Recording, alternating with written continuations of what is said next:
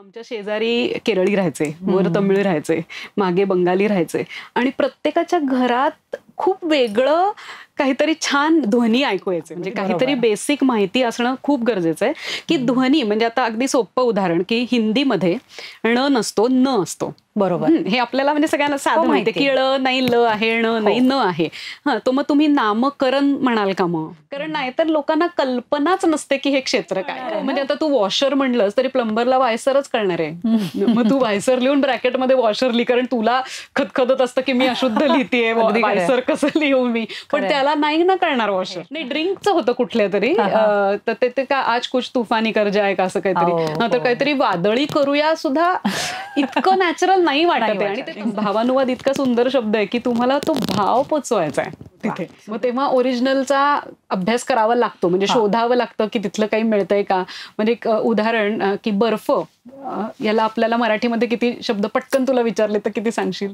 किंवा ती गोडी टिकवण्यासाठी किंवा त्या भाषेची ती जी काही महत्वाची जागा असते ती जपण्यासाठी काय करायला लागतं?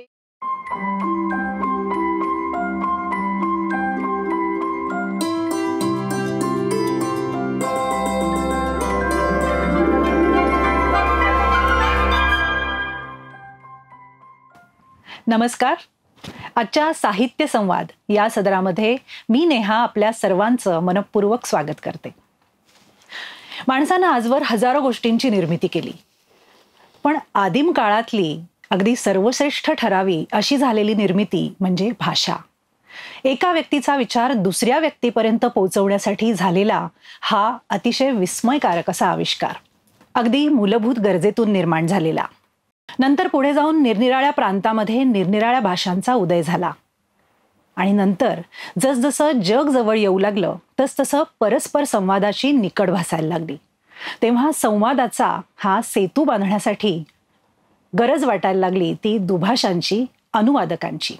तर अशीच एक अनुवादक आज आपल्या सोबत आहे. गेली 20 वर्ष तत्सम लिंग्विस्टिक या तिच्या कंपनीद्वारा या भाषांतराच्या क्षेत्रामध्ये अतिशय भक्कमपणे आणि यशस्वीपणे पाय रोवून असलेली मृणाल धोंगडे. मृणाल संस्कृत विशारद आहे आणि भाषाशास्त्रामध्ये तिने PhD पण मिळवलेली आहे. तर हा भाषेचा प्रवास आणि अनुवाद क्षेत्राची माहिती आणि तिचा अनुभव आज आपण तिच्याकडूनच सविस्तर जाणून घेऊयात. मृणाल, तुझं शब्दयात्री या मंचावरती खूप मनापासून स्वागत. नमस्कार. आपला देश बहुभाषिक आहेच आणि निरनिराळ्या प्रदेशामध्ये वेगवेगळी भाषा बोलली जाते. तर मराठीमध्ये अतिशय उत्तम असं साहित्य आहेच. तसंच इतर भाषांमध्ये सुद्धा, म्हणजे मग कन्नड असू दे, बंगाली असू दे, त्याच्यामध्ये सुद्धा अतिशय दर्जेदार असं साहित्य आहे. पण सगळ्याच भाषा काही एखाद्याला अवगत असू शकत नाहीत. तर अशा वेळेला हे जे साहित्य आहे वेगवेगळ्या भाषांमधलं ते सर्वांपर्यंत पोहोचण्यासाठी म्हणून भाषांतराचं महत्त्व आहे.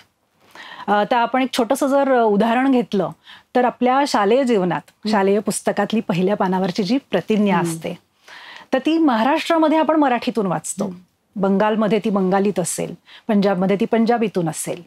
म्हणजे प्रतिज्ञा तीच, परंतु ह्या सर्व भाषिकांना ती एकत्र आणण्याचं काम करते. आणि हे जे एकत्र आणण्याचं काम आहे त्याच्यामध्ये अनुवादकाची पण एक छान भूमिका असते असं मला वाटतं. तर तू या अनुवाद क्षेत्रामध्ये कशी आलीस आणि केव्हा आलीस? हे खूप छान तू सुरुवात केली आहेस की आपण भारतीय असल्यामुळेच कदाचित भाषांतराची आपल्याला जास्त गरज आहे हे मला लहानपणी जाणवलं. म्हणजे मी अगदी लहान असताना आम्ही जिथे राहायचो, माझे वडील इंजिनियर असल्यामुळे बजाज टेम्पोमध्ये काम करत होते, आम्ही त्या सोसायटीत राहायचो. तर तिथे म्हणजे आता पुण्यात कसं आपल्याला पुणेरीच लोक आणि मराठीच बोलणारे लोक जास्त भेटतात, पण आमच्या शेजारी केरळी राहायचे, वर तमिळ राहायचे, मागे बंगाली राहायचे आणि प्रत्येकाच्या घरात खूप वेगळं काहीतरी छान ध्वनी ऐकू यायचे. म्हणजे तेव्हा मी असंच म्हणेन की मी खूप लहान होते आणि मला ती सवय होती किंवा मजा यायची नक्कल करायची, म्हणून मी असं काहीतरी नाडं गुंडे करू काढायचं असं म्हणायची की आई म्हणायचं तू कुठे जाऊन आलीस आज. म्हणजे त्यांच्या घरातला नाद तो खूप मला असा आकर्षित करायचा की बंगालीचा एक वेगळाच नाद, साऊथ इंडियनचा वेगळाच नाद आहे, सर्व भाषांचा, गुजरातीचा वेगळाच नाद आहे. तर हे आपण सगळे हिंदी आणि इंग्लिश हा बेस धरून एकमेकांशी संवाद साधतोय, पण त्यांच्याकडे खूप काही सांगण्यासारखं छान असेल. म्हणजे आमच्या त्या शेजारच्या काकू आम्हाला खूप वेळा रेसिपी सांगताना त्यांना असे शब्द सुचायचे नाहीत की अरे हे घालायचं, म्हणजे त्यांच्या त्या मोडक्या तोडक्या हिंदीमध्ये. माझ्या लक्षात आलं की ह्या सेतूची खूप आवश्यकता आहे आणि मला भाषांची आवड होती, तर म्हटलं आपण हे काम का करू नये. तर खरं तर आश्चर्य वाटेल पण 8वीत असताना मी ठरवलं होतं की मी मला फारच म्हणजे भाषांतरात काहीतरी करायचंय. म्हणजे आमच्या शाळेमध्ये दीक्षाग्रहण हा प्रकार असतो ज्ञानप्रबोधिनीमध्ये. तिथे एक संकल्प करायचा असतो की तुम्ही आयुष्यात काय कराल किंवा तुमचं काय उद्देश आहे जीवनाचं ह्या संदर्भात. आता 8वीत काही हे कळत नसतं, पण काहीतरी निदान स्वतःचं वैयक्तिक उद्दिष्ट ठरवा ही ती सुरुवात असते. तर तेव्हा मी जाहीरपणे सांगितलं होतं की मी भाषांतरकार होईन. तर फारच लवकर तुला तुझं उद्दिष्ट म्हणजे सांगून तर मोकळे झाले होते असं झालं. पण सुदैवाने मग पुढे मग इंग्लिशमध्ये मी मेजर केलं आणि side by side Hindi Pandit आणि संस्कृत विशारद असं. सो 3 भाषांमध्ये मी एकत्र डिग्री घेतली.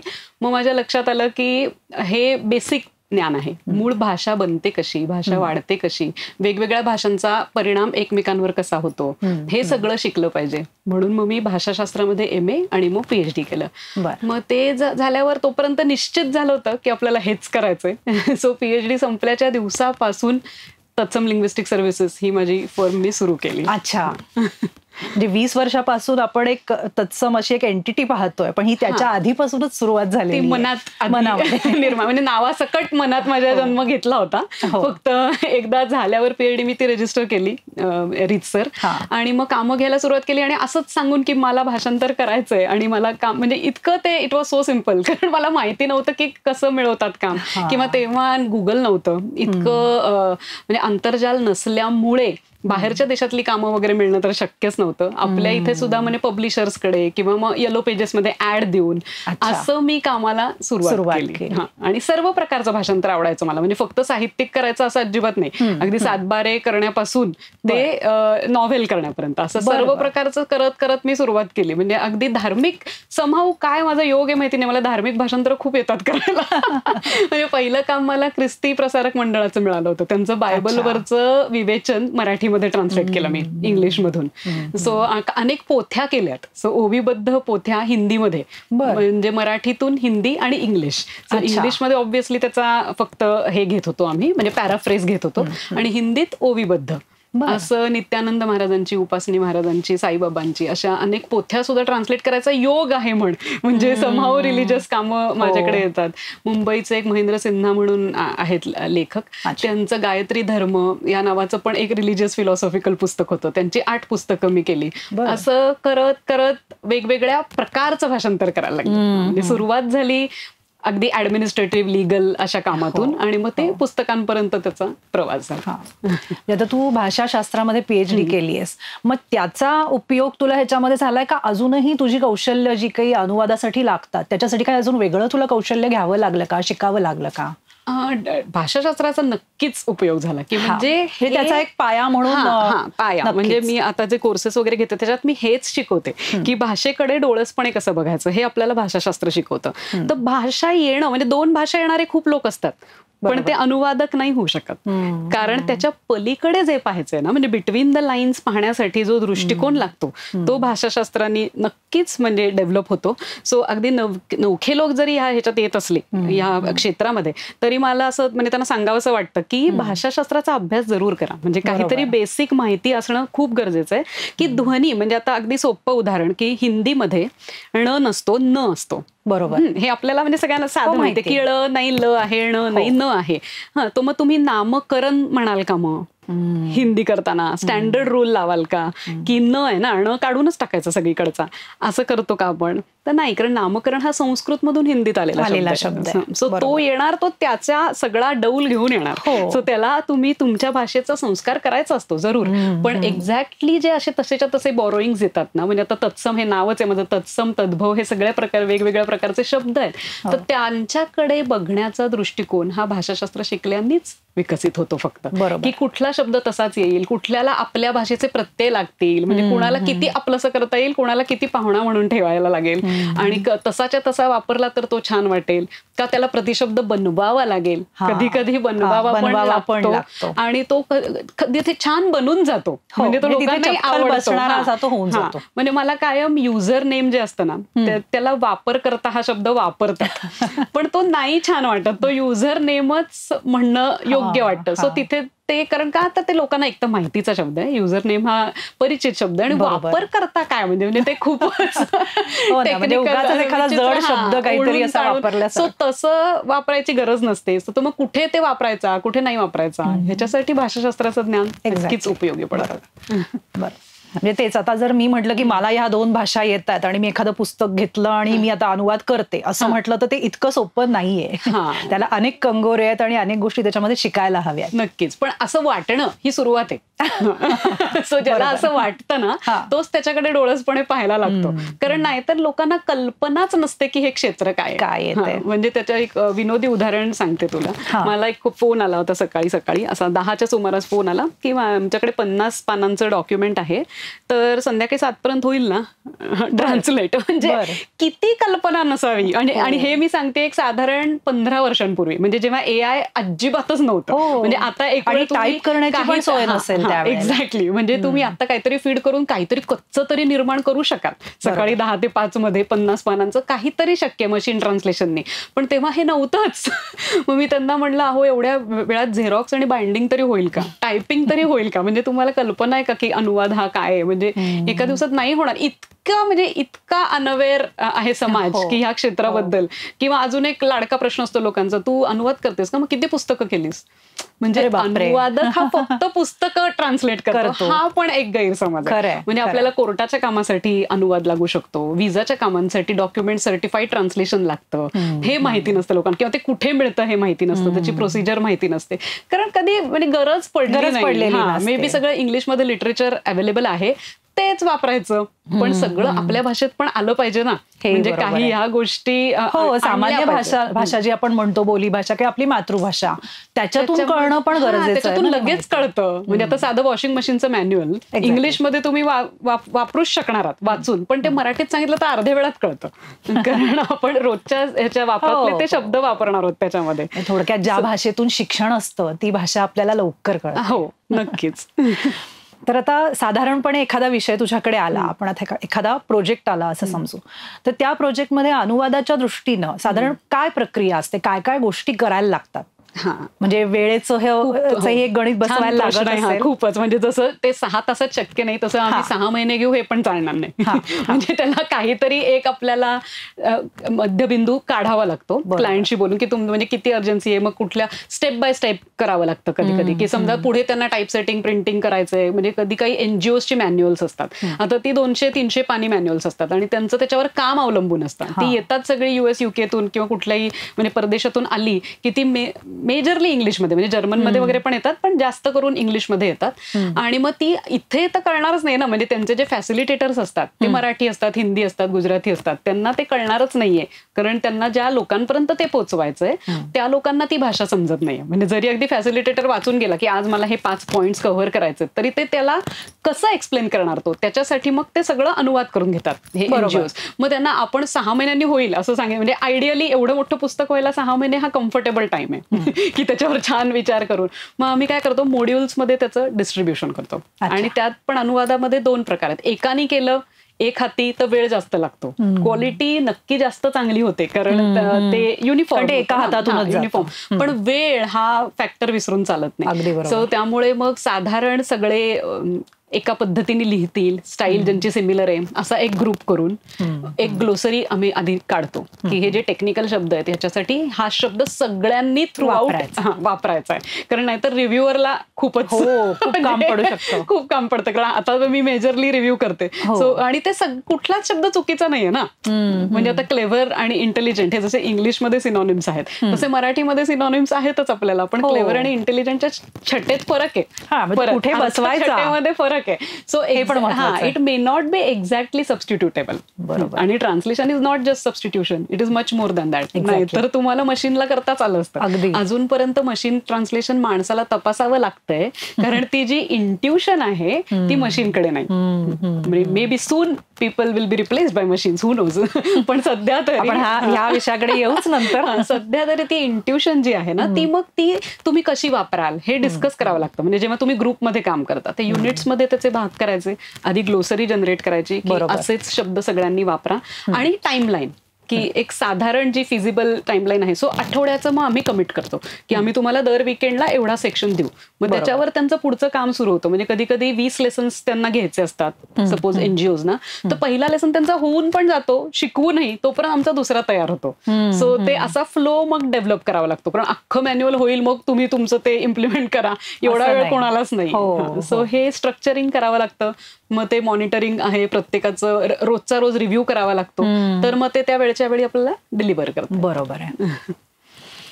सो याच्यामध्ये टीम पण एक गरजेची आहे. आणि तसं म्हणायला गेलं तर विषय तज्ज्ञ पण लागू शकतात. की एखादा जर विषय आहे तर फक्त तुला जर ती टीम करायची असेल तर त्या क्षेत्रात माहिती जास्त असलेल्या लोकांना तू तुझ्या टीम मध्ये घेऊन ते काम त्या टाइमलाईन मध्ये होऊ शकतं. नक्की. माझ्याकडे एक सिमेंट मिक्सरचं मॅन्युअल आलं होतं ट्रान्सलेट करायला, आणि ते वापरणारा माणूस हिंदी बोलणारा होता. म्हणजे ते कामगार जे मजूर जे होते ना, ते सगळे बिहारकडचे, युपीकडचे मजूर होते. आणि त्यांना सँड, आता बेसिक होता तो, म्हणजे सँड, सिमेंट आणि असे वेगवेगळे शब्द जे इंग्लिशमध्ये होते, ग्रॅन्युलर सँड असे फरक होते त्याच्यामध्ये. आता त्याच्यात तू बालू म्हणणार, म्हणजे तो बालू त्याला कळणार आहे का? बालूला तू हिंदीकरण केलंस तर का सगळीकडे रेत म्हणायचं का सँडच त्याला पटकन कळणार आहे? हे सगळं मग मी ऍक्च्युली त्यांच्या ह्याच्यात गेले कंपनीमध्ये. त्या इंजिनियरनी मला वर्किंग समजावून सांगितलं की म्हणजे कुठे एक प्रकारचा शब्द वापरला तर फरक पडणार नाही, तर मिक्सिंग मध्येच फरक पडेल ना. सो आणि कुठे एकच म्हणजे सँडच वापरायचा आपण ठरवला सगळीकडे, की जी तुमच्या ह्याच्यामध्ये टबात ठेवली ती सँड ह्याच्यात होता. इतकं जर सिंपल असेल, मग ते ग्रॅन्युअल का असे ना, रेत का असे ना, काही का असे ना, पण ती कुठली सँड टाकायची आणि फरक पडणार असेल तर तिथे डिस्टिंक्शन लागेल. सो मी आधी ते ड्रॉइंग बघून समजून घेतलं की हे काय ऍक्टिव्हिटी आहे नक्की. मग त्याच्याप्रमाणे ग्लोसरी काढली, कारण ती त्या माणसाला पटकन कळणारी हवी. ती परत शब्द बंबाळ झाली तर ते कामावर परिणाम होणार आहे, कारण त्याला काम समजून पुढे जाऊन हे जे कोणी वापरणार आहे त्याला या विषयातली तेच शब्द आले तर ते कळणार आहे. म्हणजे आता तू वॉशर म्हणलंस तरी प्लंबरला वायसरच कळणार आहे. मग तू वायसर लिहून ब्रॅकेटमध्ये वॉशर लिही, कारण तुला खतखतत असतं की मी अशुद्ध लिहितेय, वायसर कसं लिहू मी, पण त्याला नाही ना कळणार वॉशर. सो काही ठिकाणी ते शब्द वापरायला लागतात. सो रिसिव्हर कोण आहे हे आम्ही पहिले विचारतो क्लायंटला, की रिसिव्हरच्या यांनी ती भाषा सोपी करून आपल्याला सांगायची. आता मोठं इंजिनिअरिंगचं एक पुस्तक होतं, ते 8वीच्या मुलांसाठी ट्रान्सलेट करायचं होतं. हे त्यांनी आधीच सांगितलं होतं की हे स्कूल किड्सना आम्ही टेक्निकलचा विषय इंट्रोड्यूस करतोय, त्याच्यासाठी हे आम्ही वापरणार आहोत. तर ते टेक्निकल भाषेत खूप सोपं होतं टेक्निकल भाषेत करणं, की कारण परिभाषा कोश असतो त्यामुळे मिळतात ते रिप्लेसमेंट, ते वापरून करणं सोपं होतं. पण त्याला नाही ना समजणार, म्हणजे त्याला समजेल अशा भाषेत तुम्हाला ते करावं लागेल. मग ऍडिशन आणि डिलिशन करू शकतो का ट्रान्सलेटर? तर नाही, कारण तू विषय तज्ञ नाही, तुला काहीच कळत नाही. सो अशा वेळेला पर्यायी शब्द पण तिथे द्यावे लागतात. पर्यायी शब्द द्यायचा, हा एक ऑप्शन द्यायचा की हा खरा शब्द आहे पण हा वापरातला शब्द आहे, म्हणजे हा इझिली तुम्हाला समजू शकेल. आणि टेक्नॉलॉजी ही अशी आहे, ती सोप्या भाषेत तिथे तुम्ही थोडंसं ऍडिशन करू शकता, की म्हणजे मेथड समजावायची असेल ना तिथे ऍडिशन करू शकता, पण थिअरी किंवा एक डेफिनेशन मध्ये ऍडिशन नाही, त्याच्यामध्ये नाही, ती तशीच्या तशी. मग ते थोडंसं आपल्याला डिस्क्रिप्शन ठेवावं लागतं की कुठे आपण आपली म्हणजे काय चालवायची बुद्धी, कुठे नाही चालवायची. तो मोह ऍडिशनचा आवरणं खूप अवघड असतं. म्हणजे खूप वेळेला हे पण होतं की जसा ट्रान्सलेटरला एक म्हणजे छान लेखक त्याच्यामध्ये असला पाहिजे, म्हणजे ललित लेखनामध्ये हे खूप गरजेचं आहे, की तसंच्या तसं. आता किक बकेट जे आपण म्हणतो, ही किक द बकेट, याला बादलीला लाथ मारली हे ट्रान्सलेशन होऊच नाही शकत, म्हणजे अर्थाचा अनर्थ होईल. पण मग तिथे त्याला देवाज्ञा झाली, ही फ्रेजच वापरणं हे गरजेचं आहे. अगदी बरोबर. म्हणजे तो मेला, तो गेला, तो वारला, हे खूप ड्राय होईल. मग मराठीमध्ये जे किक द बकेटला रिप्लेस करू शकतं तसं वापरणं, हे ट्रान्सलेटरला आतून ती हे पाहिजे, भाषेची जाण पाहिजे. आता हेच मी तुला विचारणार होते की प्रत्येक भाषेमध्ये ते असे व्यवहारात वापरले जाणारे शब्द असतात, म्हणी असतात किंवा शब्द प्रयोग, वाक्प्रचार असं आपण म्हणूया, आणि त्या भाषेची एक गोडी पण असते.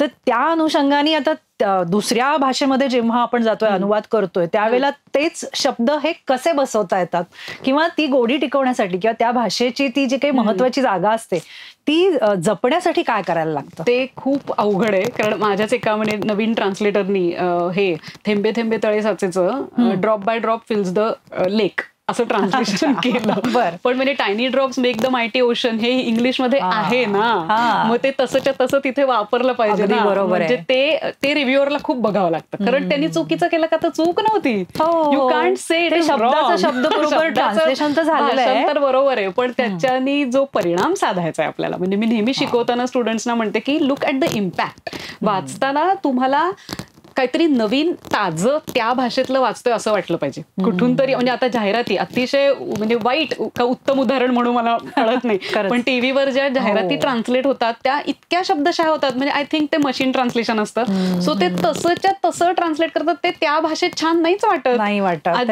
त्याच्यापेक्षा नवीन कॉपीरायटिंग त्या भाषेत करा ना तुम्ही. असं ट्रान्सलेशन केलं तर ती जाहिरात पोहोचतच नाही, उलटा हास्यास्पद म्हणून लक्षात राहते. खरं म्हणजे एक ते लिमकाचं का कुठल्या तरी एक फेस क्रीमची पण एक अशी जाहिरात आहे, नाही ड्रिंकचं होतं कुठल्या तरी, तर ते का आज कुछ तुफानी कर जाय का असं काहीतरी, तर काहीतरी वादळी करूया सुद्धा इतकं नॅचरल नाही वाटत आहे. आणि ते तसं पण नव्हतं केलं, वादळी तरी बरं वाटेल. खूप विचित्र पद्धतीने ते ट्रान्सलेशन आलं होतं. कारण का तर मे बी तिथे माणूस नव्हताच, म्हणजे मशीननी ते केलंय. सो ते कळलंच नाही की हे बरोबर नाही, भाव पोचत नाहीये बरोबर, किंवा ट्रान्सलेटरनी शब्दशः केलं, अगदी खरं, भाव समजून न घेता केलं, मशीन सारखं केलं. म्हणजे ते शाब्दिक तेवढं फक्त भाषांतर केलं गेलंय, भाव काही तो बघितला गेलेला नाही. आणि आपल्याला म्हणजे कुठेतरी माणूस पाहिजे. भावानुवाद इतका सुंदर शब्द आहे की तुम्हाला तो भाव पोचवायचा आहे तिथे. म्हणजे मी नेहमी सांगते की भाषांतर म्हणजे काय, भाषा आणि अंतर म्हणजे भाषेतलं अंतर, एका भाषेतून दुसऱ्या भाषेत नेणं हे भाषांतर. आणि अनुवाद म्हणजे काय, तो वद म्हणजे त्याच्या शब्दाच्या मागे जो जातो, जो अर्थ समजून फॉलो करतो, तो अनुवाद. सो अनुवाद करणं हा सोपं आहे. भाषांतर इज लाईक सबस्टिट्यूशन. भाषांतर कोणी पण करू शकतं. ही टूक द केक, तो नेला त्याने, म्हणजे त्याने तो, भाषेचं रचनाच वेगळे, म्हणजे मला पटकन सांगता पण येत नाहीये. म्हणजे सब्जेक्ट ऑब्जेक्ट व्हर्बचं सब्जेक्ट व्हर्ब ऑब्जेक्ट करायचंय भाषा बदलल्यावर, हे आपल्याला भाषेचं व्याकरण सुद्धा येणं महत्वाचं, व्याकरण येणं महत्वाचं आहे. आणि ते प्रत्ययाचं प्रत्यय तिथल्या तिथे ट्रान्सलेट केलं तर ते भाषांतर होईल की म्हणजे तसंच्या तसं केलं. आता त्यातलं गाण्यातलं उदाहरण द्यायचं म्हणजे आपण भाषा वेगळी असणं, आता सुगम संगीत जर तुम्ही ऐकता तर जे गायक गातो तेच पेटीवाला वाजवतो, सेम गाणं वाजत असतं, ते भाषांतर आहे. त्या दोघांची भाषा वेगळी आहे, ते आपापल्या भाषेत ते पोचवतायत. पण शास्त्रीय संगीताचा पेटीवादक जे गातो ते नाही वाजवत, त्याच्या म्हणजे अनुवादन असतं ते, की त्यातला फॉलोईंग म्हणजे आता हा राग मी जर मांडतीये तर ही अशी फ्रेज घेतली तर त्याला सुटेबल कव्हर करणारी फ्रेज तो वापरत असतो, कारण त्यांनी मूळ जे गायलंय ते जास्त सुंदर दिसलं पाहिजे आणि तो त्याच्या भाषेचं म्हणजे त्याचं माध्यम उत्तमपणे वापरून ते करत असतो. बरोबर. वेरज भाषांतर म्हणजे दोघं ठरलेलं नोटेशन आपापल्या भाषेत मांडत असतात सुगम मध्ये, पण शास्त्रीय करणाऱ्याला जास्त स्किल लागतं. हेच एक्झॅक्ट स्किल ललित लेखन ट्रान्सलेट करायला लागतं. अगदी बरोबर, किती छान सांगितलंस तू. एखादा प्रोजेक्ट तुला येतो तर त्याप्रमाणे त्या क्लायंटची रिक्वायरमेंट असते, पण आपण आता बघतो की अचानक काही बदल सुद्धा घडतात. तर त्यावेळेला एखादं काम तुझं असं चालू आहे आणि त्याच्यामध्ये अचानक येऊन की तू शेवटच्या टप्प्याला आली आहेस, मधल्या कुठल्या तरी टप्प्याला आहेस आणि त्यावेळेला त्यांनी काही बदल सुचवले, तर अशी कधी वेळ आली होती का? खूप वेळा होतं. आणि स्पेशली गव्हर्नमेंट रिपोर्ट्स किंवा जे असतं ना त्यांचं एकीकडे ते काम सुरू असतं आणि त्यांच्याकडे म्हणजे कायमच गव्हर्नमेंटला कधी काम हवं तर कालच हवं असतं, म्हणजे डेडलाईन ही कायम खूप टाईट डेडलाईन असते. मग त्यांचं असतं तुम्ही सुरू करा, आम्ही मध्ये मध्ये इन्सर्शन करतो. अरे पण ते इन्सर्शन केलं की आमचं सगळं ते पझलच मोडतंय ना, म्हणजे ते लक्षात येत नाही. मध्येच एखादा तुकडा खुपसला की खूप ऍडजस्टमेंट्स कराव्या लागतात. मग आम्ही त्यातल्या त्यात असं म्युच्युअल अंडरस्टँडिंगनी ठरवतो की हा मुख्य भाग जो आहे तो आधी द्या, की जो बदलणार नाहीये तो आम्ही करून ठेवतो. आणि मग पीपीटीचे काही पॉइंट्स असतात किंवा काही स्लाइड्स मध्ये चेंजेस असतात, हे आम्ही तसेच ठेवू की तुमचं आलं की आम्ही फायनलाइज करू. सो ते आधी डिवाइड करून घ्यायला लागतं की कुठला भाग हलणार नाही आणि कुठला नाही तर सलग तुम्ही करत गेलात तर मग मध्ये जाऊन ते बदलणं खूप अवघड असतं. त्याच्यापेक्षा आधीच डिव्हिजन करून घ्यायची की जे फिक्स्ड आहे ते आधी करून घ्यायचं आपण, म्हणजे मग वेळ वाचतो. आणि मग चेंजेस वाला भाग नंतर, आणि पण कधी कधी केल्यावर पण चेंजेस करावे लागतात. मग त्यात एखादं मिस होण्याची हे असते, म्हणजे आता 11 पॉइंट्स आहेत ना, तुमचा 9वा नंतर त्यांनी मध्येच घातला तर ते खूप चेक करावं लागतं कारण ते कधी कधी पॅरलली पण प्ले केलं जातं, म्हणजे इंग्लिश हे करतायत आणि side by side Marathi PPT play केली जाते, असं पण होतं. मग आपला मध्येच एक मुद्दा राहिला, असं नको व्हायला. म्हणजे it's not just about the words, about the content, it's also about the formatting, की ते त्यांच्या ह्याच्यात बसलं पाहिजे. म्हणजे ह्याच्यावरून एक मला आत्ताच आठवलं, म्हणजे मी आधीच बोलते मग it was your later question, पण की सबटायटलिंग मध्ये हे खूप होतं की तो डायलॉग स्क्रीनवर म्हणून होईपर्यंत वाचून झालं पाहिजे खालचं. अगदी तिथे वेळेचं बंधन खूप महत्वाचं आहे, नाही तर तो बोलून गेला आणि तुमचं अजून वाचूनच होतंय खालचं, असं चालणार नाही. सो ऍक्च्युली म्हणजे त्यांना ती फ्रेम पण असते की त्यात तो मावलं पण पाहिजे. सो वेगळं सॉफ्टवेअर असतं सबटायटलिंगचं, की त्यात तेवढ्याच याच्यामध्ये व्हिज्युअली ते बसलं पाहिजे, ते वाचलं गेलं पाहिजे, ते पटकन समजेल अशा भाषेत पाहिजे, असं सबटायटलिंग करावं लागतं. सो इथे तो टाइम चा फॅक्टर, तो दिसण्याचा, पटकन एका व्हिजन मध्ये दिसण्याचा, हे सगळे मुद्दे बरोबर आहे. म्हणजे काही ज्या दक्षिणेकडच्या काही भाषा आहेत ज्याच्यामध्ये असं होतं की ते वाक्य खूप मोठं किंवा तो डायलॉग खूप मोठा असतो, पण मग ते त्याचं जेव्हा आपण इंग्लिश संपलं तर चालेल, पण नाही संपलं पाहिजे. म्हणजे ती फ्रेम हलायच्या आत वाचून होईल, असं ते लिहिलं पाहिजे. ओके. तर आता तू म्हणालीस की काही सॉफ्टवेअर्स वापरायला लागतात, तर व्यावसायिक दृष्टीचं जे काही भाषांतर असेल त्याच्यासाठी कोणते टूल्स किंवा सॉफ्टवेअर्स हे वापरले जातात सामान्यपणे? कॅट टूल्स म्हणून ट्रान्सलेशन मध्ये आहे, म्हणजे कम्प्युटर असिस्टेड ट्रान्सलेशन टूल्स, त्याचं नाव कॅट टूल्स. खूप प्रकारचे सॉफ्टवेअर्स येत आहे, ट्रॅडोस म्हणून एक आहे, मेमसोर्स आहे. सो अशा बऱ्याच प्रकारचे आहेत. तर आपल्याकडे युजली फॉरेन लँग्वेजेससाठी हे जास्त वापरलं जातं, कारण त्यांना म्हणजे मॅन्युअल्स किंवा आता मोबाईलसाठीचे कमांड्स, असं सगळं मेकॅनिकल ट्रान्सलेशन असतं. सो ते एका भाषेत टाकलं ओरिजिनल, म्हणजे आता ज्या कंपनीने तो प्रोड्यूस केलाय त्या भाषेतलं ओरिजिनल असतं, आणि मग ते 10 भाषांमध्ये करायचं असतं त्यांना, कारण तो प्रॉडक्ट देशभर जगभर जाणार आहे, नॉट देशभर. सो तेव्हा सॉफ्टवेअर्स खूप उपयोगी पडतात. पण जेव्हा शब्द, फ्रेज आणि वाक्याच्या पलीकडची असते, म्हणजे तुमचा आवाका, तेव्हा तेवढं बरोबर मशीनचं काम कमी इफेक्टिव्ह व्हायला लागतं. म्हणजे ते मीटर मध्ये बसवणं नाही, म्हणजे शब्द त्याला समजतो, फ्रेज त्याला समजते, वाक्यापर्यंत समजतं, पण जेव्हा 4 वाक्य एकत्र येतात ना, तेव्हा त्यांचा मध्ये जे असतं ते माणसाला कळतं.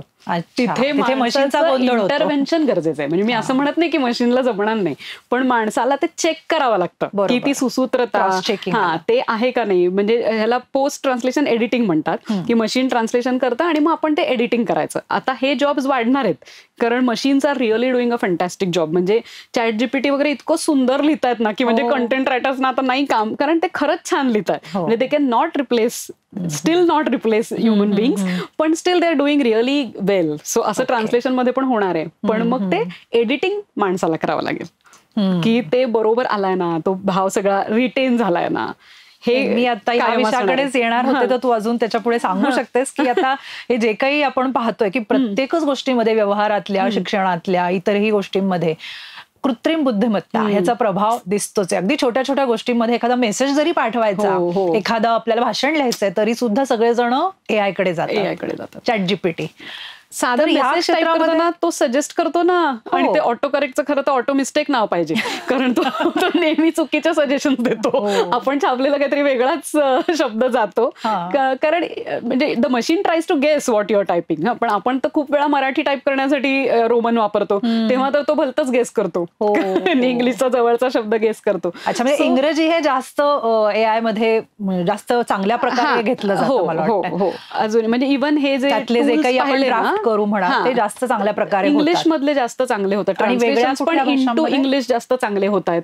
अजूनही इंटू इंडियन लँग्वेजेस पेक्षा तो इंग्लिशमध्ये आता बऱ्यापैकी जमलंय. बाकीच्या भाषांमध्ये पण काम चालू आहे ऑफकोर्स, म्हणजे जमणारच आहे, कारण आपलं हे पुढे जाऊन होईल ते.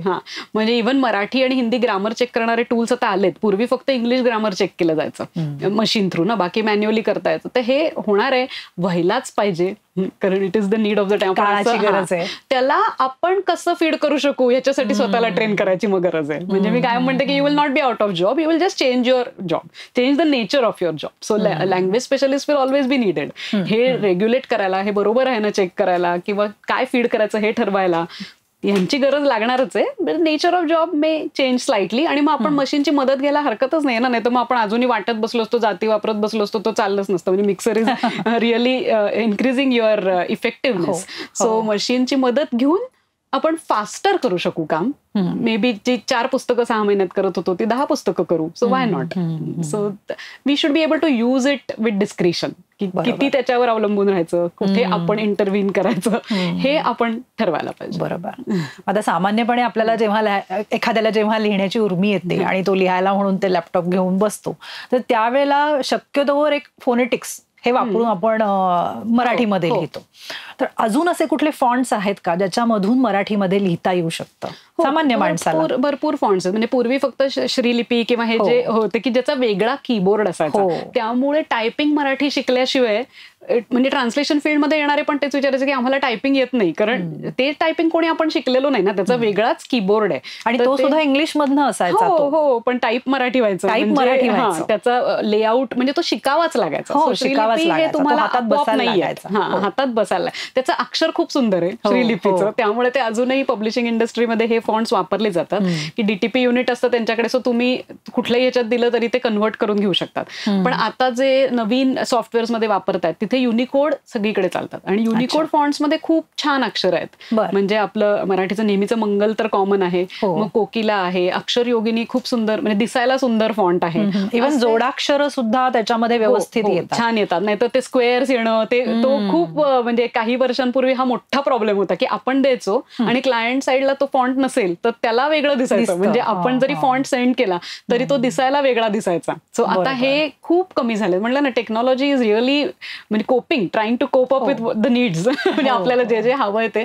सो जोडाक्षरं उत्तम येतात, हे सगळं आता खूप आणि छान अक्षरं पण यायला लागलेली. म्हणजे मेन मला ते बेसिक जे अक्षर युनिकोडचं यायचं ते अजिबात आवडायचं नाही. म्हणजे कम्प्युटरवरचं की त्याला काही घाटच नव्हता, काही वळणच नव्हतं त्याला. सो पण आता दिसायला सुद्धा ती देवनागरी लिपी अशी छान दिसायला देवनागरी आता छान फॉन्ट्स युनिकोड मध्ये पण यायला लागलेत आणि ते सगळ्या सॉफ्ट म्हणजे इनडिझाईनला चालतात, पेज मेकरला चालतात. So you can directly paste. म्हणजे एक मधली टायपिंगची स्टेपच वाचते ना, नाहीतर मग ट्रान्सलेशन परत त्या फॉन्ट मध्ये टाईप करून घ्या. तर हे फॉन्ट्स सुधारतात. सो तर ती एक स्टेप वाचते. क्लायंट विषयी आपण बोललो, तर आता व्यावसायिक दृष्ट्या तू ह्याच्यामध्ये आहेस, तर क्लायंट रिलेशनशिप सांभाळणं हे सुद्धा खूप महत्वाचं, खूप गरजेचं असतं. पण तरी सुद्धा कधी कुठल्या प्रोजेक्टमध्ये काही गैरसमजुती किंवा काही डिसअग्रीमेंट्स म्हणूया आपण, अशी कधी वेळ येते का? होऊ शकतं, होतं.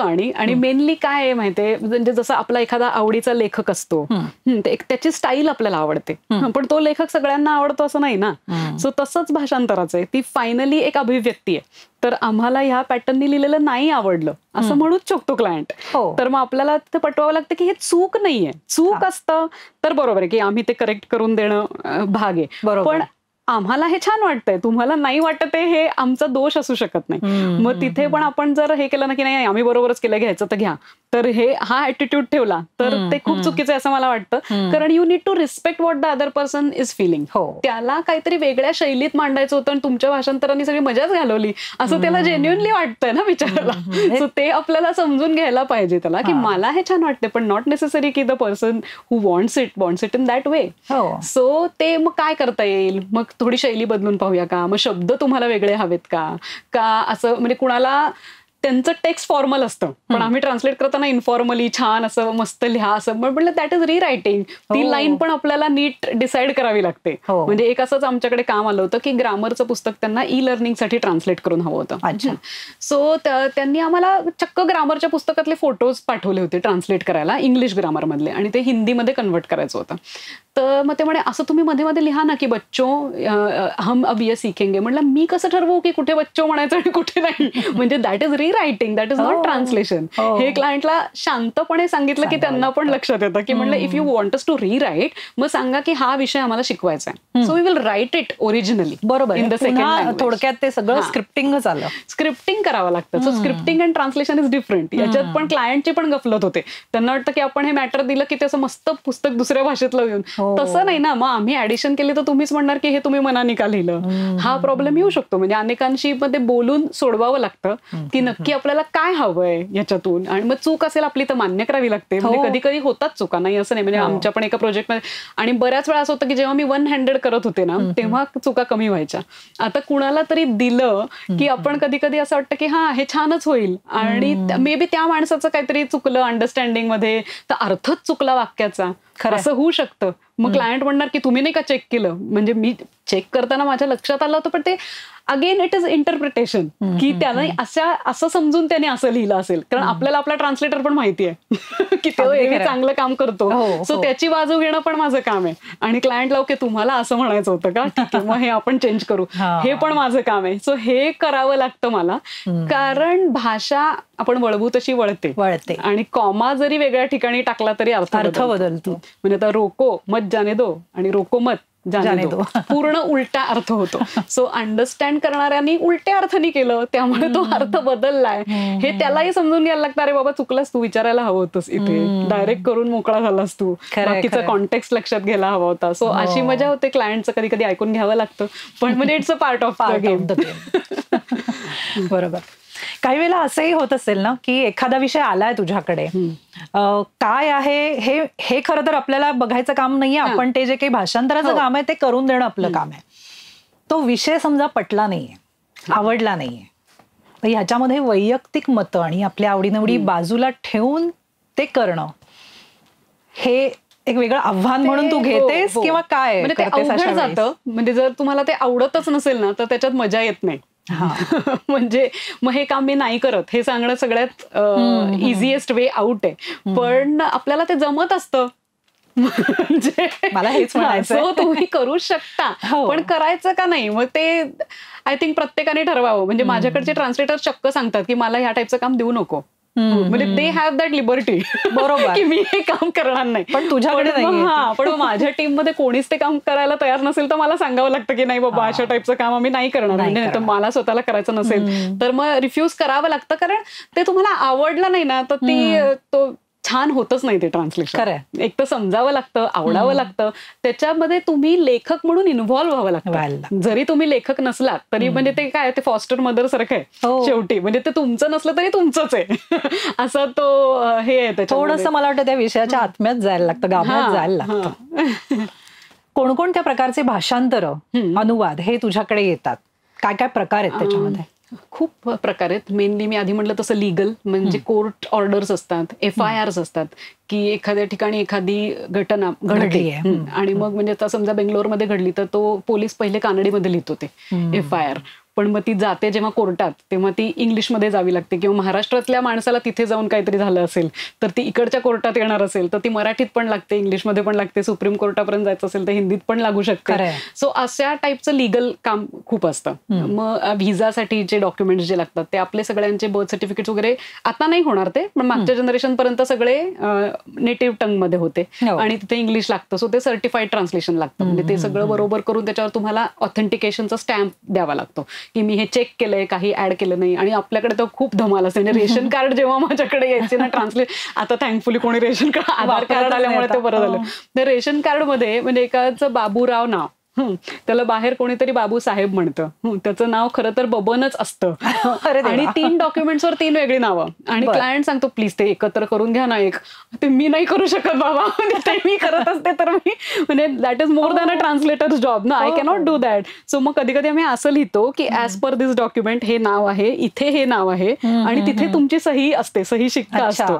सो करून टाका ना, काय हो LAXMAN किंवा LAKSHMN लक्ष्मण. आता एके ठिकाणी म्हणजे त्यांचं पण आपल्याला दया येते की खरंच की ते मॅच होत नाही पण माणूस सेमच आहे, पण translator cannot take that liberty, कारण म्हणजे तो अधिकारच नाही आपल्याला त्याच्यामध्ये कुठलेही बदल करण्याच्या. ज्या गमती होत्या, एक तर ते अक्षर लागणं ते एक मोठं, तो एक नवीन ट्रान्सलेटर्सना मी पाहिलेलं आहे की आता ही नवीन जनरेशन जी आहे ना त्यांनी हस्ताक्षरच वाचली नाहीयेत, खूप कमी वाचलेत. त्यांनी टेक्स्टबुक्स वाचले, मग ते डायरेक्ट टाईप करायला लागले. बरोबर, हस्ताक्षर वाचली आहेत. म्हणजे पत्र याची लहानपणी मला आठवते प्रत्येकाची एक वळण असतं हे वेगळं, त्यामुळे त्यांना हे वाचताच येत नाही. म्हणजे 7-12 एंट्र्या, रेशन कार्ड ह्या मुलांना वाचताच येत नाही. हे काय मराठीच लिहिलंय पण हे काय, कसा तो लिहिलाय, म्हणजे ते पण एक स्किल आहे की अक्षर लावणं. पण पूर्वीच्या ह्याला जास्त यायचं, ते पूर्वीचे काही हस्तलिखित डॉक्युमेंट्स येतात कधी कधी, म्हणजे जुन्या संस्थांच्या, म्हणजे ती जागा विकत घेतली तेव्हाचे वगैरे म्हणजे काही असतात डॉक्युमेंट्स, तेव्हाची कागदपत्र की त्याच्यात हस्ताक्षरातच लिहिलेलं असतं.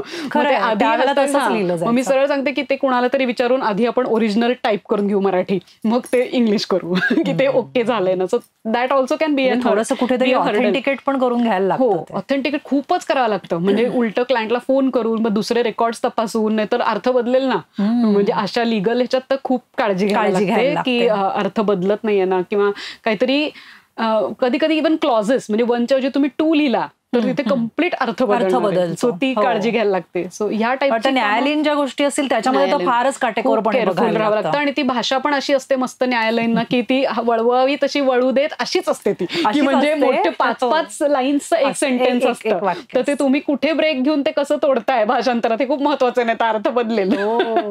सो लिगल टाईपची मेनली कामं असतात. मग नॉव्हेल्स असतात म्हणजे आपल्या कादंबऱ्या, त्या टाईपचं काम आहे. किंवा मी म्हणलं तसं रिलिजियस काम खूप प्रकार, एज्युकेशनल कॉन्टेंट खूप येतं.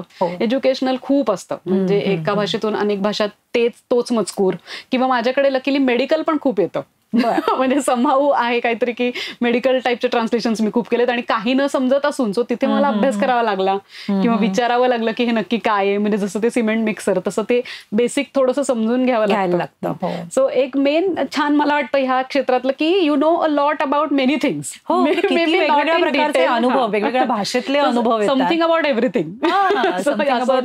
रोज वेगळ्या प्रकारचं भाषांतर येणार आहे, सो वेगळं काहीतरी वाचून होणार आहे. सो पण मला एकच खंत वाटते की त्यामुळे माझं अवांतर वाचन खूप कमी झाले, कारण मी 8 तास वाचतच असते ना. मग त्याच्या पलीकडे मला खूप आवडतं वाचायला, पण त्याच्यासाठी वेळ आणि एनर्जी राहत नाही. म्हणजे जे क्लायंट ठरवतो ते मी वाचते, असं झालंय हल्ली. माझ्या आवडीचं वाचायला वेळ मिळत नाही. कुठल्या प्रकारचं भाषांतर हे जास्त सोपं नाही म्हणणार मी, अवघड सगळंच आहे, पण तरी सुद्धा त्यातल्या त्यात आवडीचं तुझं कुठलं आहे की जे सहज आता ह्या अनुभवाने तुझं सहज होतं? मला कवितेचं पण करायला आवडतं. कवितेचं भाषांतर करणं अवघड आहे, पण मला मजा येते त्याच्यामध्ये. त्याच्यात एक चॅलेंज आहे, कारण तो फॉर्म पण तिथे मेंटेन करायचा. नुसतं भाषेचं सौंदर्य नाही, अगदी ते मीटर नाही तुम्हाला रिप्लिकेट करता येणार, पण तो फॉर्म कुठेतरी जपायचा आहे. सो कवितांचं करायला मला खूप आवडतं. मला वैयक्तिक आपण ऍडमिनिस्ट्रेटिव्ह लिगल हे पण मला आवडतं. म्हणजे ते कसं 2+2 4 असतं. सो ते काही बदल फार त्याच्यामध्ये चुकण्याची शक्यता नसते. जे स्टेट गेले आहे तसं करायचं. सो ते इझियर म्हणण्यापेक्षा फास्टर होतं. सो म्हणून ते पण कामं आवडतात. सो मिक्स म्हणजे थोडंसं चेंज म्हणून मग काहीतरी साहित्यिक करूया एरवी, असं करते मी बॅलन्स. आपल्याकडे इंग्रजीचा प्रभाव सगळीकडे दिसून येतो. इव्हन शिक्षणामध्ये सुद्धा आपण म्हणतो की इंग्लिश मीडियम मध्येच घालू आणि त्या भाषेतूनच शिक्षण होऊ दे. तर कुठेतरी भाषा मागे पडतीये असं तुला वाटतंय का? किंवा बोलीभाषापेक्षाही, मातृभाषापेक्षाही बाहेरच्या ज्या काही भाषा येतात, ज्या शाळा कॉलेजेसमध्ये शिकवल्या जात आहेत एक थर्ड लँग्वेज म्हणून, तर त्याच्या जास्त मागे लागून लोक त्याच्या पाठीमागे जास्त आहेत स्वतःची भाषा सोडून, असं तुला वाटतंय का? हो, नक्कीच. म्हणजे मला वाटतं ती क्रेज असते ना. म्हणजे आम्हाला जर्मन येतं, फ्रेंच येतं, स्पॅनिश येतं, चायनीज येतं, हे सांगायला छान वाटतं. वेराज बऱ्याचशा भारतीयांना 4 ते 5 भाषा येत असतात, इंडियन लँग्वेजेस, पण ते कोणीच अभिमानाने सांगत नाही. म्हणजे साऊथ इंडियामध्ये तर नक्कीच तेलुगू, तामिळ, मल्याळी आणि कन्नडा हे 4 भाषा येणारे अनेक लोक आहेत. कारण त्या सिमिलर पण आहेत, मे बी ते एकमेकां म्हणजे हे पण आहे काहीतरी व्यवहारामुळे त्यांचा संबंधही येतो. पण अनेक लोक आहेत ज्यांना पण ते कधीच नाही सांगत. वेरच 2 भाषा जरी फॉरेन शिकल्या तरी सांगतात की मी जर्मन शिकलो, फ्रेंच शिकतो. ते आपल्यालाच जाणीव नाहीये की आपल्याकडे इतकी प्लुरॅलिटी आहे भारतामध्ये भाषांची. सो त्या आधी खरं शिकल्या तरी बाकीचं काही शिकायला लागणार नाही, कारण आपल्या देशातच हे भरपूर काम आहे ह्या प्रकारचं, म्हणजे इंटर स्टेट करता येण्यासारखं भाषांतराचं.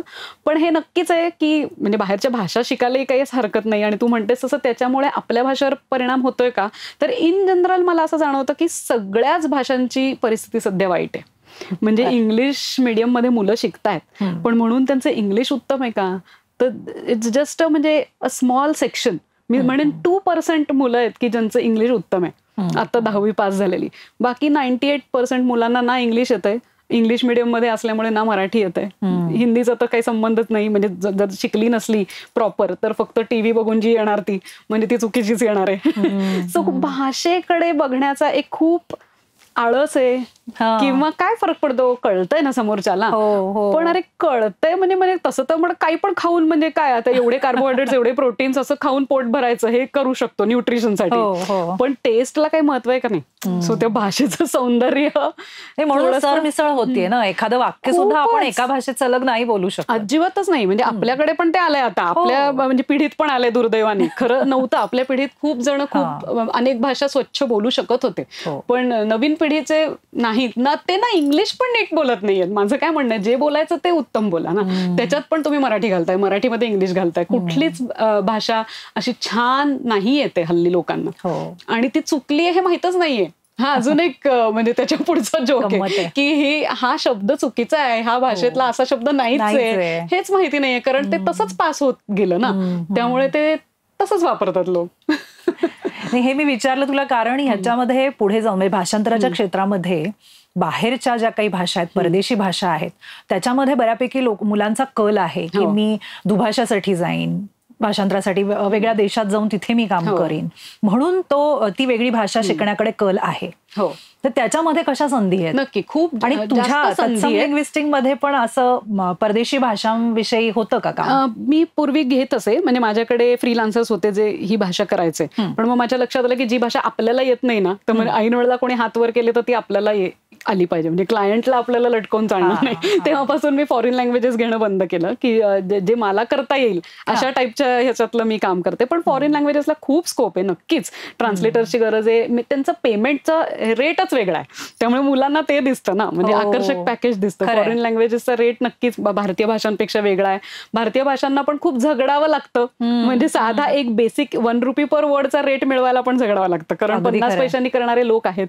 त्यामुळे मग त्यांच्याकडे काम जातं. मग ते थोडं सबस्टँडर्ड पण लोकांना चालतं, पण ते तुम्हाला स्टँडर्ड रेट देणार नाहीत. मला हेच म्हणायचं की उदासीनता आहे आपल्या इकडच्या भाषांविषयी, खूपच उदासीनता आहे. वेळेस जॅपनीज वगैरेला ₹5 ₹6 पर वर्ड पण लोक देत आहेत. सो मग मुलांना का नाही वाटणार ना. म्हणजे त्याच्यामध्ये आहे ते प्रोपोजिशन पाहिलं तर आहे फॉरेन लँग्वेजेस शिकण्यामध्ये फायदा आहे. पण प्रत्येकालाच संधी मिळते असं नाही. म्हणजे ते अगेन आहे की तुम्हाला ती भाषा येते म्हणजे तुम्ही अनुवादक होऊ शकाल असं नाही. ती त्या प्रोफिशियन्सीने यायला पाहिजे. तुमचा तो माइंडसेट पण असला पाहिजे अनुवाद करण्याचा. कारण खूप आता पुण्यात तर जर्मन इतक्या लोकांना येतं ना, मला वाटतं प्रत्येक गल्लीत 4 लोकांना तरी जर्मन येतं. म्हणजे मॅक्स म्युलरची कृपा आहे ती. म्हणजे खूप लोकांना ते, आणि रानडे इन्स्टिट्यूट खूप लोकांना त्यांनी शिकवून सोडलंय जर्मन पुण्यामध्ये. पण त्यातले किती ट्रान्सलेट करू शकतील. सो ट्रान्सलेटरला एक वेगळा पिंड लागतो. बरोबर. लेखकाच्या खूप जवळचा आहे. सो नुसती भाषा शिकून होणारच नाहीये काही. खरंय. मृणाल, तू संस्कृत विशारद आहेस, तर संस्कृत भाषेचा उपयोग या क्षेत्रामध्ये किती होताना तुला दिसतोय, किंवा जागतिक स्तरावरची संस्कृत भाषेचा प्रभाव असा काय तू सांगू शकतो? म्हणजे अनुवादासाठी भाषांतर क्षेत्रामध्ये संस्कृतचा उपयोग हा भाषा कळण्यासाठी नक्की होतो. म्हणजे त्याच्याकडे जे आपण बघतो ना, संस्कृत शब्दांचं जे बनणं आहे ते प्रत्येक शब्दाचं मूळ रूप हे आपल्याला शिकवलं जातं संस्कृतमध्ये. सो मूळ रूपाकडे बघण्याचा दृष्टिकोन संस्कृतने नक्की विकसित होतो. किंवा इतर भाषात पण जरी आपल्याला रूट वर्ब लिहायला लागत नसेल तरी आपण विचार करतो की ह्याचा रूट काय असेल, किंवा हा शब्द कसा बनला असेल, किंवा आता ह्याला हे प्रिफिक्स लागलाय का सफिक्स लागलाय. म्हणजे हे भाषाशास्त्राने ऑफकोर्स मला जास्त हा दृष्टी ही विकसित झाली की शब्द कसा बनलाय. पण संस्कृतमध्ये हे केलंच जातं ऑटोमॅटिकली की संधी विग्रह करताना संधी बनवली जाते, आणि त्याला SVO नाही, SOV नाही, म्हणजे सब्जेक्ट ऑब्जेक्ट कुठलीच बंधनं नाहीत संस्कृतला. तुम्ही कसंही वाक्य लिहिलं तरी चालणार आहे. का? कारण तो पहिलं काम काय करायचं तर अन्वय लावणं. तो अन्वय लावता तुम्ही, म्हणजेच त्याला सब्जेक्ट व्हर्ब ऑब्जेक्ट असं नीट तुम्ही मांडता आधी. सो हे अन्वय लावण्याचा जो एक्सरसाइज आहे ना, त्यांनी ते प्रत्येक शब्दाचं रूप तुम्हाला कळतं. बरोबर. आणि हे ट्रेनिंग उपयोगी पडणारच आहे. म्हणजे कुठलीही भाषा शिकताना उपयोगी पडतं. फक्त संस्कृत बोलणारे आता कमी आहेत ना, आणि कुठलीही भाषा जी बोलली जाते ती जिवंत राहते. सो ती फक्त पुस्तकातून राहिली आहे अजून तरी टिकली आहे एवढी, पण ती बोलली गेली तर ती बदलेल. मग त्याच्यात आपल्या, कारण कुठलीही जिवंत भाषा ही नेहमी दुसरीकडून घेत असते, ती वाढत असते, आणि ती वाढते म्हणूनच ती जिवंत राहते. जी गोष्ट वाढत नाही, जे बॅरियर्स तुम्ही स्ट्रिक्ट ठेवले ना, तर ती भाषा मरून जाईल. तर कुठलीही भाषा जिवंत राहण्यासाठी ती वाढली पाहिजे, ती जिवंत राहण्यासाठी ती बोलली गेली पाहिजे. हे खूप महत्वाचे निकष आहेत भाषेचे. जसं तू मगाशी म्हणालीस तसं की आपल्याला मराठी येतं, इंग्रजी येतं हे सगळेजण सांगतात, पण संस्कृत सुद्धा आपण शिकलेलो असतो, त्याचा फक्त वापर होत नाही. म्हणून मला संस्कृत येते किंवा नाही येते हा विषय आठवतच नाही की आपण शिकलोय का नाही. मृणाल, तुझे कार्यशाळा त्या खूप छान पद्धतीनं तू घेतेस. मी त्याचा एक भाग आहे असं, त्यामुळे मलाही असं छान अनुभव आलेला आहे तुझ्या बरोबर. तर ही वर्कशॉप्स तू कशी घेतेस, काय स्वरूप असतं त्याचं? पहिल्यांदा मी ते फिजिकल वर्कशॉप्स घ्यायची, म्हणजे असं प्रॉपर एक हॉल आणि तिथे मुलं येतील आणि मी शिकवायचं, म्हणजे लेक्चर देऊन मग त्यांना प्रॅक्टिकल करायला लावून वगैरे असं त्याचं स्वरूप होतं. त्याचा अर्थात जास्त मजा म्हणजे इमिजिएटली तुम्हाला डाऊट्स विचारता येतात किंवा डिस्कस करता यायचं, हे व्हायचं. पण करोनामुळे हे मी सगळे कोर्सेस आता ऑनलाईन शिफ्ट केलेत. मग त्याचा दुसरा फायदा मला झाला ऑनलाईन केल्याचा की आता कुणीही करू शकतं. तेव्हा जागेचं बंधन होतं, सो पुण्याबाहेरचे लोक कमी करू शकायचे. मग हीच रिक्वायरमेंट होती की आम्हाला यायचंय पण मग तेवढ्यासाठी 2 दिवस यायचं का वगैरे असं करत करत आता ऑनलाईन कोर्स कोणीही करतं. म्हणजे आता अमेरिकेतल्याही लोकांनी त्यांच्या सवडीने तो केलेला आहे, कारण तो अप केलेलाच आहे. तुम्ही तुमच्या सोयीने फ्लेक्झिबली करा, पण मग फीडबॅक फक्त तुम्हाला त्या ठराविक वेळेला मिळणार. जे क्लासरूम मध्ये डिस्कस व्हायचं ते होत नाही, किंवा मला जे 1-to-1 कॉन्टॅक्ट आवडतो माणसाशी ते मी खूप मिस करते. की तुम्हाला ना तो माणूस बघितला की कळतं की याला काय जमणार आहे, ते मला तो स्टुडंट समजतच नाही कधी कधी. म्हणजे लेखनातून मी समजून घ्यायचा प्रयत्न करते, पण ऑफकोर्स फिजिकल वर्कशॉप्स मी जास्त एन्जॉय करायचे. पण आता यांनी रीच वाढलाय ऑनलाईन झाल्यामुळे. अनेक लोक तो वर्कशॉप कधी करू शकतात. 6 दिवसाचा वर्कशॉप आहे आणि व्हॉट्सअप बेस्ड आहे. सो लेसन ऐकायचा, त्याच्यावरची असाइनमेंट करायची आणि सबमिट करायची. मग मी ते असाइनमेंट वाचून त्याच्यावरचा फीडबॅक देते, त्याच्यातून लर्निंग. आणि मग तुम्हाला पुढे हवं तर महिनाभर प्रॅक्टिससाठी मी सॅम्पल्स देते. की काही लोकांना 6 दिवसातच कॉन्फिडन्स वाटतो की हा आम्ही करू शकू, काहींना वाटतं नाही अजून काही आम्हाला पाठवाल का. मग ती कामं करून त्यांचा हात बसतो, टायपिंगची सवय होते आणि मग then they can join the workforce. म्हणजे हा सगळा प्रवास केल्यावर they are ready to take professional assignments. बरोबर. फक्त वर्कशॉप करून ह्याच्यामध्ये अजून पुढे जाण्यासाठी काय वेगळी मेहनत अजून घ्यायला लागेल असं तू सुचवशील? सतत वाचत राहणं. आणि मी नेहमी म्हणते की शब्द शोधायला डिक्शनरी उघडायला लागणं नाही शक्य. म्हणजे मग वेळच नाही पुरणार तुम्हाला. जर तुम्हाला एका वाक्यात 3दा डिक्शनरी वापरावी लागत असेल ना, तर तुम्हाला म्हणजे प्रोफेशनली नाही हे करता येणार. मग तुम्ही आवड म्हणून करा, छान वाटते म्हणून अवश्य करा. तसे पण ट्रान्सलेटर्स आपल्याला हवेच आहेत की बाबा 6 महिन्यात एक पुस्तक मी केलं समाधानाने, अगदी 4 पुस्तकं रेफर केली. पण जर तुम्हाला प्रोफेशनली करायचं असेल तर पटपट शब्द सुचले पाहिजे, शब्द संग्रह पाहिजे, खूप पाहिजे. आणि एकाच अर्थाचे 4 शब्द माहिती पाहिजेत, ते कुठल्या कॉन्टेक्स्ट मध्ये वापरतात हे माहिती पाहिजे. हे पटकन सुचणं ना, याच्यासाठी रेडीनेस जो आहे ब्रेनचा, तो त्याच्यासाठी एक्सरसाइजेस मी सांगते वर्कशॉपमध्ये सुद्धा, की रोज 5 वेगळे शब्द वाचताना, काहीही वाचताना लिहून ठेवायचे, ते वाक्यात वापरायचे. हे करत राहिलो ना आपण की जेव्हा गरज लागेल तेव्हा ते आपोआप सुचतात. नाही तर ते असे कपाटात असतात, डोक्याच्या कपाटात, पण ते वापरातच आलेले नाहीयेत. सो ते वापरायचे, ते वाक्यामध्ये वापरले. हा एक्सरसाइज रोज 5च शब्दांचा जरी केला तरी 6 महिन्यामध्ये खूप काय त्या शब्दांची खेळायची सवय लागते आपल्याला. मग ते पटापट शब्द आपल्याला आठवतात आणि ते खूप महत्वाचं आहे ट्रान्सलेट करताना. नाही तर तुम्हाला बोर होईल. म्हणजे अरे सारखंच अडतंय, ह्याला काय म्हणायचं, ह्याला काय म्हणायचं, मग ते कंटाळवाणं होईल. तर जॉब नेहमी तुम्हाला एंटरटेनिंग पण पाहिजे. म्हणजे जसं शिकवणारा पाहिजे तसं मनोरंजन करणारा पण पाहिजे. नाही तर मग ते काम छान नाही होणार. आता एखाद्या वेळेला एखाद्या विषयाचं जर्मनमध्ये जो विषय आहे त्याचं भाषांतर मराठीमध्ये झालं असेल आणि पुन्हा त्या मराठीतनं इंग्रजीमध्ये भाषांतर करायचं असेल, म्हणजे हे थर्ड हँड असं आपण म्हणूया. तर त्यावेळेला जर्मन भाषा जर तुला येत नसेल आणि त्याच्यामधले रेफरन्सेस काही बदलले गेले असतील जेव्हा ते मराठीमध्ये होत आहे, तर हे रेफरन्सेस तुला इंग्लिशमध्ये जेव्हा तू करतेस तेव्हा ते सुटल्यासारखे वाटतात का, किंवा त्याच्या पार्श्वभूमीची किंवा काही माहिती अशी तुला घ्यावी लागते का अगोदर, त्याचा संदर्भ घेण्याची गरज भासते का? नक्कीच, कारण आपल्याला असं जाणवतं की इथे काहीतरी गॅप आहे. म्हणजे ती मराठीनी कदाचित त्या ह्याला समजेल, म्हणजे त्या संस्कृतीला, त्या भाषेत बसेल अशा पद्धतीने ट्रान्सलेट केलेलं असतं, पण आपल्याला जाणवत असतं की इथे काहीतरी मिसिंग आहे. मग ते आपण जेव्हा ती इंग्लिशमध्ये करणार आहोत, म्हणजे German to Marathi to English असं करणार आहोत, तर मग जर्मन रेफर करायला पाहिजे का? तर आयडियली करायला पाहिजे की तिथलं मधल्या ट्रान्सलेटरला जे महत्वाचं वाटलं नसेल ते मला इंग्लिशच्या दृष्टीने, आणि maybe German to English ते शक्य पण असेल, म्हणून सुद्धा मला तो रेफरन्स घेणं गरजेचं आहे. सो जर गॅप जाणवली, बऱ्याच वेळा नाही जाणवत, कारण जर ट्रान्सलेशन चांगलं असेल तर आपल्याला लक्षातच येत नाही की मुळात वेगळं काहीतरी असेल. पण कधी कधी कल्चरल किंवा अशा ज्या जॉग्राफिकल रेफरन्सेस असतात त्याच्यात आपल्याला काहीतरी गॅप जाणवते. मग तेव्हा ओरिजिनलचा अभ्यास करावा लागतो, म्हणजे शोधावं लागतं की तिथलं काही मिळतंय का. म्हणजे एक उदाहरण की बर्फ, याला आपल्याला मराठीमध्ये किती शब्द पटकन तुला विचारले तर किती सांगशील? तू माझीच परीक्षा घेते. म्हणजे आता बर्फ, हिम म्हणशील फार तर फार. अजून किंवा इंग्लिशमध्ये पण म्हणू आपण, आईस आहे, स्नो आहे आणि हेल आहे. तसं मराठीत गारा आहे. म्हणजे हे 3 तर बेसिक, कारण आपल्याला हे 3च माहिती आहेत, हे 3च अनुभव आहेत आपल्याला. फ्रीजमध्ये होतो तो आईस, आपल्या पडतो गारा पडतात त्या गारा म्हणजे हेल, आणि हिम म्हणजे स्नो, जे हिमालयावर पडतं किंवा त्या बाजूला जे पडतंच आकाशातून, पण गारांसारखं नाही. हे 3च अनुभव आहेत. पण एस्किमो लोकांच्या भाषेमध्ये बर्फासाठी 11 प्रकारचे शब्द आहेत. अरे बापरे. कारण त्यांच्याकडे तेवढ्या प्रकारचा बर्फ आहे. आता ही गॅप कशी भरणार ना तू भाषांतरात. सो तोच शब्द वापरला तर तुला कंसात परत बर्फच द्यावा लागेल.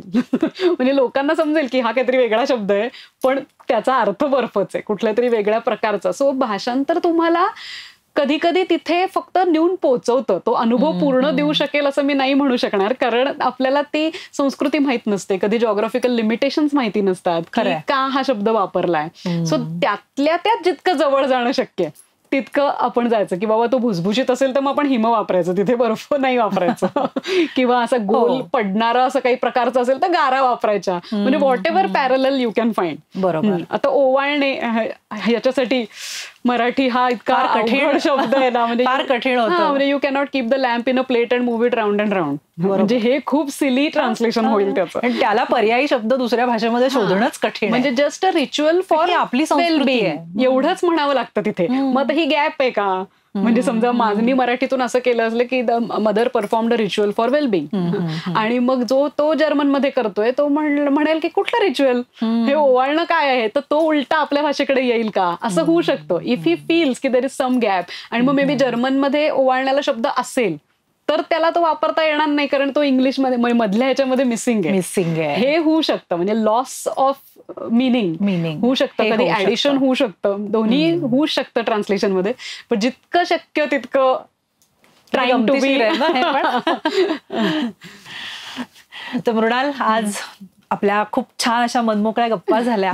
तू इथे आलीस, आम्हाला अनुवाद ह्या क्षेत्राबद्दलची इतकी छान माहिती दिलीस, उदाहरणं खूपच छान छान सांगितलीस. तुझे खूप आभार तू इथे आल्याबद्दल.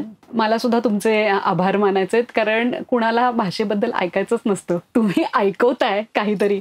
भाषेतल्या वेगवेगळ्या संधींची लोकांना या निमित्ताने माहिती होईल. सो तुमचे सुद्धा आभार मानते. धन्यवाद. तर आजच्या आपल्या संवादातून अनुवाद या क्षेत्रातले अनेक पैलू आपल्याला मृणालनी उलगडून दाखवलेत. ती ज्या काही कार्यशाळा याविषयीच्या घेते त्याबद्दल तुम्हाला जर माहिती हवी असेल तर तत्समची वेबसाईट आणि मृणालचा संपर्क आमच्या डिस्क्रिप्शन बॉक्समध्ये दिलेला आहे. जरूर तुम्ही तो नोंद करून ठेवा.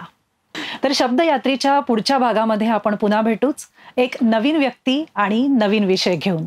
तोपर्यंत जाता जाता एखादा शब्द ऐका, वाचा, आपलं ज्ञान वाढवा, आणि हो, आयुष्यातला प्रत्येक क्षण आनंदाने जगा.